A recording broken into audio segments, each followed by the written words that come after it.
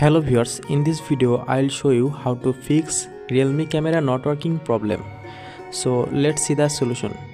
First of all, you need to open settings. So find settings and just open it, and then just scroll down and find apps and open it, and then here you can see app management option. Just click on it.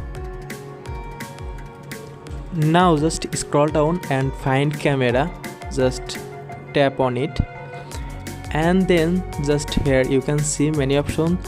Just force stop and click on OK, and then just scroll down and see storage uses. Just click on it and clear data. Just click on delete, and then just go back and open camera. Now click on agree and continue. Click on OK and allow permission, and then just click on settings icon and scroll down and reset default. Just click on done and go back and normally reset your phone by pressing power button.